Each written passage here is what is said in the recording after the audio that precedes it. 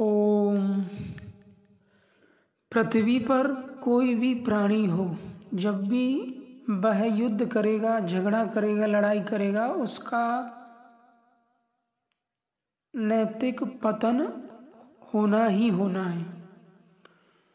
फिर मनुष्य की यदि बात की जाए तो मनुष्य का आर्थिक, भौतिक, सामाजिक और मानवीय मूल्यों का हनन होता है। इसलिए आप तो पुरुषों ने, महापुरुषों ने युद्ध को निंदनीय कृत्य बताया। पाप, हिंसा, कत्ल और खून खराबा कहा। संसार में हमेशा से युद्ध हुए हैं। यदि आप पृथ्वी के प्राणियों का इतिहास उठा के देखते हो तो जीव हमेशा से युद्ध किए हैं। 84 लाख योनि में विभिन्न प्रकार के जीव हैं, वो आपस में भी लड़ते हैं। और आज का जो मानव है, और मानव की उत्पत्ति आदि मानव से हुई, तो आदि मानव उतने बुद्धिजीवी नहीं थे जितने आज के आधुनिक मानव हैं। उन आदि मानवों का जीवन बहुत सीमित था। वनों में रहना, पत्थर घिस के अग्नि प्रकट करना, लकड़ियों पर भोजन, कच्चा मांस खा लेना, उतने तक वो सीमित थे। लेकिन जब मानव आदि मानव से आधुनिक मानव बना तो टेक्नोलॉजी का विस्तार हुआ। अत्याधुनिक हथियार, बम, विस्फोटक और भी भौतिक तत्वों का निर्माण हुआ। और मनुष्य के मन में जो क्रूरता है, जो अज्ञान है, जो वासनाएं भरी हैं, और अपनी महत्वाकांक्षाओं की पूर्ति के लिए वो युद्ध करता है। चाहे एक राष्ट्र दूसरे राष्ट्र के साथ युद्ध करता है तो अपनी महत्वाकांक्षाओं की पूर्ति के लिए, अपने निजी स्वार्थों के लिए, या फिर अपनी अज्ञान भरी मानसिकता का वो प्रदर्शन करता है एक युद्ध के माध्यम से। तो विश्व में जितने भी बड़े बड़े युद्ध हुए, प्रथम विश्व युद्ध, द्वितीय विश्व युद्ध और अब ये तृतीय विश्व युद्ध, इनके परिणाम संसार ने भली भांति देखे कि युद्ध में मनुष्यों का नरसंहार होता है, मानव के नैतिक मूल्यों का हनन होता है, मानव संपदा का ह्रास होता है, समाज में गरीबी, बेरोजगारी, कलह, क्लेश और पीड़ा ही पीड़ा युद्ध में समाज को प्राप्त हुई। शास्त्रों की, चूंकि धर्म शास्त्रों की रचना इसीलिए की जाती है कि ये सारी बातें लिख दी जाएं कि युद्ध करना अपने आप में एक गुनाह है। जब महाभारत युद्ध हुआ था तो भगवान श्री कृष्ण संधि प्रस्ताव लेकर गए थे और पांडवों की ओर से सिर्फ 5 ही गांव मांगे थे कि यदि पांडवों को ये 5 गांव दे दिए जाएं तो पांडव संतुष्ट हो जाएंगे।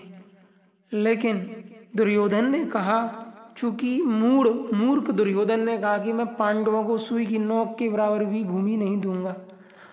और एक महान विश्व युद्ध हुआ और यदुवंशियों का महाविनाश हुआ। तो युद्ध कभी भी हुए हों, इतिहास उठा के देखिए, अतीत में जो युद्ध हुए वो विनाशकारी हुए, भविष्य में जो युद्ध हो रहे हैं वो विनाशकारी हैं, और आगे भी जो होंगे वो भी विनाशक होंगे।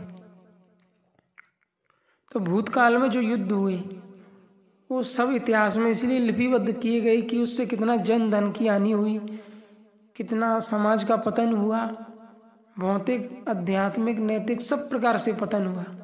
व्यक्ति अध्यात्म के मार्ग पर तभी चलेगा जब बाहर की भौतिक प्रकृति संतुलित और शांत हो। यदि बाहर की प्रकृति आक्रामक है तो वो अध्यात्म के पथ पर नहीं चल सकता। तो आत्मज्ञानी संतों ने समाज को संदेश दिया कि जितना हो सके आप युद्ध विराम के लिए प्रयास कीजिए। विश्व के संपन्न और शक्तिशाली देशों की सरकारों को चाहिए कि वो शांति प्रस्ताव पारित करें और विश्व में शांति स्थापित हो।